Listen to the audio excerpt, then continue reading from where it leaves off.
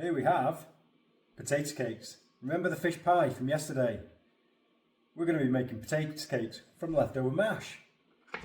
So what I've got here is a mashed potato, got bacon, bit of cheese and some flour just to dust and to make sure the mash rolls into nice little balls, sticks together. These toppings or the fillings, customizable, you can have whatever you want. You can have herbs, you can have tomatoes, you can have mushrooms, peppers, yada yada yada, the list goes on, you kind of get my drift. So we're going to be making these, whack them in the pan, delicious breakfast for me. Okay, so I'm going to start by chopping the bacon. Doesn't have to be anything nice and neat, it can be into chunks, you can use scissors, you can basically do whatever you want. You can use chicken, you can use ham. As I said, fully customizable, whatever you fancy. And you're just going to be getting your potato. For this, I'm going to do 4, so I'm just slicing it into 4 quarters. Clean hands, roll it into a ball, stuff it with your bacon, bit of cheese in there as well. And then all we're doing is rolling the bad boy together.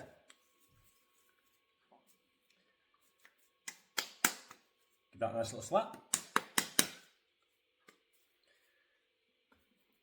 Onto the flour.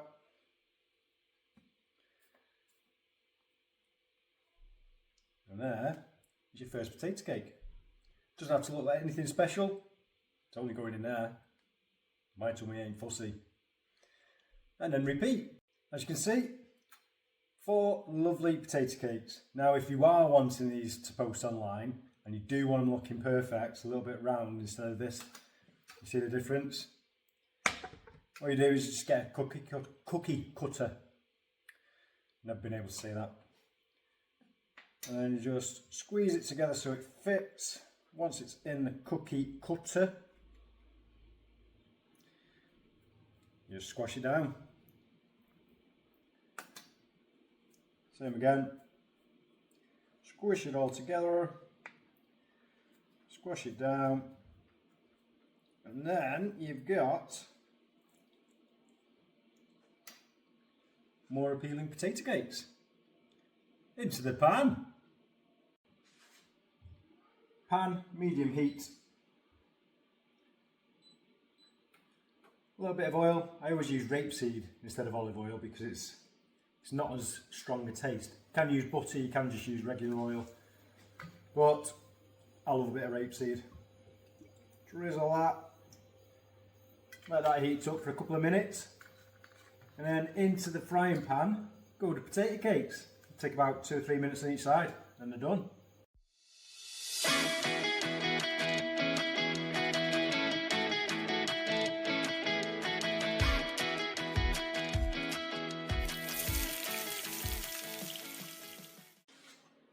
And there we have it.